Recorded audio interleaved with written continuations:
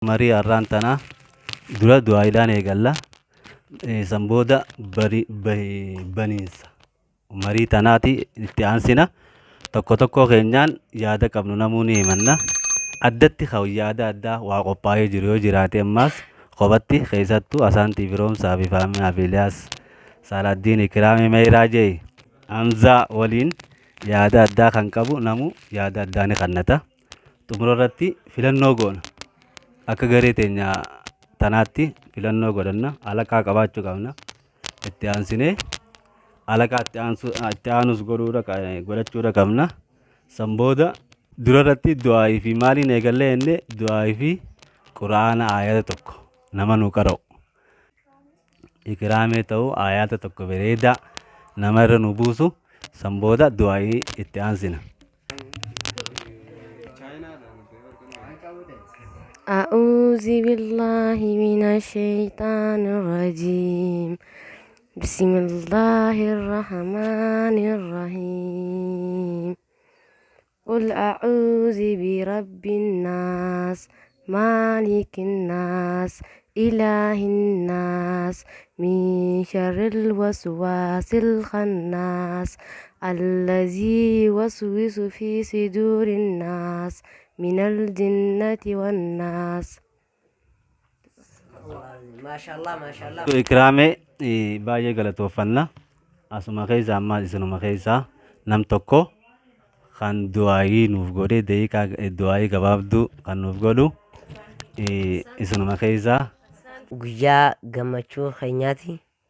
Guyyaa gammachuu keenyaa waan ajaa'ibaa qopheeffannee dhufnee rabbiin duraan dursee rabbiin nu haa milkeessu. Rabbi nu haa milkeessu. Yuutuuba keenyaas bakka guddaa ga'u rabbi nu haa godhu. Waa hundaa'u rabbi nu haa laaffisu. Akkasumatti egaa waan nurraa irratti takka takkaas ni jirti. Waan sanis rabbi nu haa guutu. Akkasumatti yuutuuba keenyaas rabbi nu haa guddisu. Gammachuu har'a walitti qabamneef kanaafis rabbiin akkuma nuti gammannetti waan nuti niyyannee du'aa'ii nuti dhufneef san rabbiin nuuf haa fidu jenna. Nu haa fidu jenna. وعلى ذلك سبحان ربك رب العزة عما يصفون والسلام على المرسلين الحمد لله رب العالمين. Firoomsaan haa galatoomu du'aayii bareedduu nu godhe tokko nu haa godhu yuutuuba gurguddaa qabu akka sanii san dara rabbi nu haa godhu jee haa galatoomu. Baniinsaa gooneeti daqiiqaa waa xiqqisho sagandii waa xiqqoo isiniif antaja. Dura irratti assalaamu alaikum warahmatullaahi wabarakaatu. Duraan dursee kabajamtoota garee Baaba Iliyaas kan dhiiraa kan dhalaadhaa hundi keessanuu baga nagayaan dhuftan. Kabajamtootaa fi jaalatamtoota akka garee teenyaatti keessumattuu teessuma guddoo yeroo duraatiif wal marii filannoo karoora fuulduraa baafachuu fi waan dabre if ilaaluu fi yaada kennachuu fi yaada wal barachuu fi sirritti wal baruu fi sirritti qaceelloo wal baruu dabalatee jechuudha. Jaalala walii keenya jidduutti uumuu kan danda'u jenneeti yaanna wal mariintu yookiinuu walgahiintuun jechuudha. Kanaafuu walgahiin teenya tun murteessaa fi barbaachisaadha jenneeti waan guddoo osoo hin taane waanuma xiqqoo takka waan akka shaayii fi kana buna qopheeffannee asirratti waan hin jechuu barbaadu. Shaayii fi buna qopheeffannee gizeen jiru namaatu ispoonsara nu ta'e jechuudha. Diraamaa keenya nu laalaniiti ijoollee san akkana har'aan tana marii qabanii jedha. Ijoollee diraamaa hojii dalaynu waliin wal marii yookiin walgahii qabnaa gizeen jiruun akkas taatu ijoollee san jajjabaachuu qabdi. Maqaa kiyya nan kaasinaa fuuldura wal agarraa. Har'aan tana ammoo waan shaayii jee waan ukkannee kunuunfachuu hin qabnu.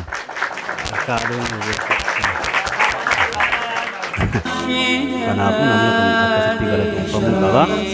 Kanaafuu warri qophii tana itti yaadee itti dadhabee waanuma xiqqoo tanaa'uu nuuf qopheessan galata gurguddaa nu biraa qabu jechuu akka garee Baaba Iliyaas kanatti keessattuu asaantii abdiitii fi faamiyaan hedduu kabaja yookaan galata gurguddaa nu biraa qaban jechuudha. Isaanis hamileedhaan agarsiisuu qabna jechuudha. Isaan lamaan kana nu bira dhaabbatanii waan adda addaa nu godhanii ateeffamuu qabanii jechuudha. Akkasuma qophiilee garaagaraa kan yeroo diraamaa fi waan adda addaa yeroo hojjennu yeroo ofii qusachuudhaan kasilaa qo'achuu danda'an, kasilaa mana isaanii waa hojjechuu danda'an, kasilaa waan fedhan firraa godhuu danda'an faayidaa takka malee waan kana wayii irraa baranna jedhanii nu bira dhufanii yaada yeroo garaagaraa dhufanii diraamaa dalaguu fi wal mari'achuu fi diraamaa irratti wal qopheessuu fi kana hunda hojjechaa kan turtan hundi keessanuu baay'ee isin galatoofachuu barbaannaa jechuudha. Isaan keessattuu Asaantii Faamiyaa Iliyaasii fi Firoomsaan addatti isaanirraa addatti Saaladdiin Ikiraamee fi Meeyiraa Hamzaanis amma nu dabalamee jira. Roobsanis nu wajji tureeti xiqqoo nu jalaa badee malee isaan hundi keessanuu galata gurguddaa nu biraa qabdanii jechuudha. Galatoomaa isin jechuu barbaada. Kaayyoon nuti waan kana qabne itti eegalleef maali yoo fi jennee yaalii garaagaraa taasisuu keessatti if laaluu ani maaliin godhuu danda'a keessatti if laallee booda waan ta'uu deemnu waan hin beekneef jecha isin barattoonni keessattuu ani isin leenjisuu irratti isin waan takka akka booda waan ta'uu feetu waan ta'uu maltu waan hin beekamneef jecha feetu alaa fi BBC Aljaziiraadha daarikteera ta'uudhaan mala isinuma keessa diraamaadhaan guddattanii diraamaadhaan wanta ta'uu mala isinuma keessa. Kanaafuu keessatti if laaluudha. Afaan keenya guddisuudha kabiraa. Afaan keenyaa fi seenaa aadaa afaan Oromoo guddisuudha. Yaanni keenya kan itti kaaneef jechuudha. Keessatti if laaluu, keessatti waa barachuu osoo eegatee booda ittiin beekamuudha. Asuma keessa akkanuma beekama namni warri yuutuubii, doonkiituubii, warri afaan biraa hojjetu akkanumatti itti ka'ee osuma xiqqoo wanta jiru ijoolleen teenyallee amma hedduutu jira. Itti harkachuudha. Waa itti harkachuu waan hojjette kana itti harkachuudha. Eega hojjettee namni waanuma harkata dirqama. Waa harkachuun eega hojjette. Osoon hojjenne immoo waa harkachuun akka jabaata. Gaafa guddatte waan ta'uu feetu waan hin beekneef keessatti amma yaalii mokkoraa waan adda addaa godhuudhaaf waan kana kaanee waan kanatti jirraa. Akkanumatti waan hojjete booda namni harkachuun ni mala. Kandaa akkasii karaa sagantaatti aanutti dabarra jechuudha. Namni yaada addatti waa qabu. Waa barreeffatee ta'uu, waa wanta ta'e ta'uu yookaan waan hojjenne kana qaama duraa kanarratti ta'uu namni waa addaa qabu, yaada addaa qabu asirratti dhiyeeffachuu ni danda'a jechuudha. Garee teenya tana keessaa gaa namni yaada qabu barataa Iliyaas Jamaal gabaabseetuma osoo nutti hin dheeressine jechuudha. Waan takka lama sadii waan asirratti hojjechaa jirru kana dubbataa jechuudha. Isa gara Iliyaas Jamaalitti hin dabarsa. Assalaamu alaikum.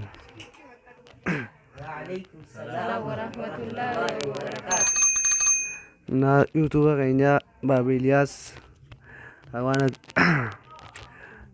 jaalalaan asitti wali qabamnee asitti argamuu keenyaafuu waan hedduu waan addaa gisee akkana wali qabamnee hojii teenya hojii bu'aarree waan gammachuu takka hojii qabna. Obboleeyyanuma keenya wajjini obboleeyyan keenya wajjin warra yuutuuba Baaba Iliyaas hojii guddisuudhaaf hojii dhaabbannee bakka wal taanee tokkummaadhaan hojii dhaabbannee hojii guddachuu deemnu. Isaanis ana cinaa taa'u jiranii baay'ee isin galatoomfannaa. Isinis warri qophii addaa isin gootanii isin nu dhiyeessitanis Faamiyaa fi Asaantii baay'ee isin galatoomfannaa. Isinis galatoomaa. Warri nu dhuftanii daawwachuu jirtanis nu galatoomaadha. Hayyee kabajamoo daawwattoota keenya gaafa barattoota keenya ijoollee wajji barannu barsiisaa keenya akkasumas yuutuuba keenya daawwattoota keenya baga nagayaan nu dhuftan baga nagayaan nu eedan. Assalaamu alaikum isiniin jaa. Waalaikum salaam warahmatullahi wabarakaatu. Hayyee gaarra dhaamsii jaalalaaf tokkummaaf warri egaa qophii addaa sana qopheeffannee asii wajji dhiyaannes qophiin tun mata duree keenya guyyaa har'aan tanaa diraamaa wajji daleena wajji baranna ijoollee tana hundi keenya waan nuti taanu insha Allahu rabbumaa beeka. na kaasi dhiyaannee farra kabajaa jaalala tokkummaa keenya hojii teenya mul'isuuf afaan keenya mul'isuuf waan kana seenne rabbiin ka faayidaa nuuf haa godhu jeetiin yaada. Na ammasis barattoota keenya akkasuma barattoota namoonni beekna barattuu Faamiyaa fi Iliyaas Firoomsaa barataa keenya haariya tokkos qabannee dhiyaannee jira. Rabbiin warra faayidaa nuuf haa godhu yuutuuba keenyaas kabajaa fi jaalalaa waan walitti as qabamneef meeqa faayidaa rabbi nu haa godhu. Namuu yuutuuba baaba Iliyaas irratti sheer laayik waa hunda nuuf godhaa. Mata duree keenya hanganumaan qaba. Assalaamu alaikum. Hanga walitti deebinu.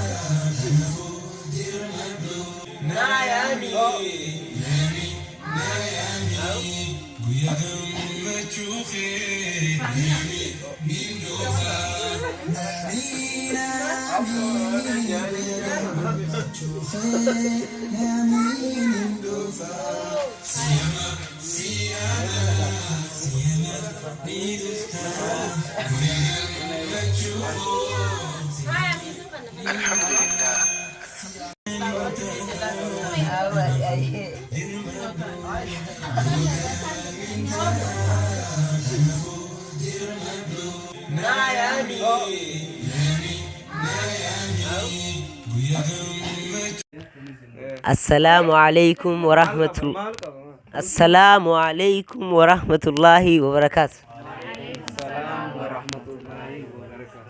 Egaa har'a qophii addaa qabanneeti isinii dhiyaannee jirra. Qophiin addaa tunis waan addaa waan nyaata waan itti bashannanan asi qabannee wajjii qofallee wajjii taphannee akkasumatti daawwattoonni keenyaas nu wajjii taphadhaa qoflaa isiniin jenna. Baaba Iliyaas laayikii sheer nu godhaa isiniin jenna. Kana malees wanni jiru gruppiin Baaba Iliyaas har'aan tana waan addaa qabattee dhiyaattee jirti. Akkasuma warree waan kana qopheessee Asaantii fi Faamiyaadha galatoomaa isiniin jenna. Galatoomaa. Agantu baduga qoflu hin jiru namusa malee. Aftatee loo qofla. Assalaamu alaikum warahmatullahi wabarakatuh. Waalaikumsalam warahmatullahi wabarakatuh. Egaa qophii adda qabne isin dhiyaanne amma warra chaanala kana taatan hunda subscribe share godhaan nu gargaaraadha. Inna qophii teenya xaarraa guyyaa algaraa fikriidha. Roobii ina obboleeyyan keenya nuti asitti agartan kana hedduu isin galateeffannaa. Kasaafuu Asaantii Faamiyaa Raamaa fi Sumayyaa Igraamee isa akka galatoomaa isin jenna. Kaameraa nutis meeraa gitaa. Kabajamtoota daawwattoota keenya wanni nuti qabannee dhiyaannee jirru waan babbareedaa gammachuu wanni nuti wali qabamnee asitti wali qabamnee taa'u jirruuf diraamaa tana dura daleeneerra bareedaadha qabannee dhiyaannee jirra. Diraamaan keenya hagadhiisuu daleenee itti dhiyaachuu deemnu diraamaa bareedaa ta'uu mala. Sanii fi asirra wali qabamnee itti wal mari'annee obboleeyyan keenya ka diraamaa hojii daleenu wajjin gammachuu qooddannee wajjin haasoynee wajjin qofallee wajjin taphannee qopheeffannee isiniif dhiyaachuu deemna. Asumarratti hin goree.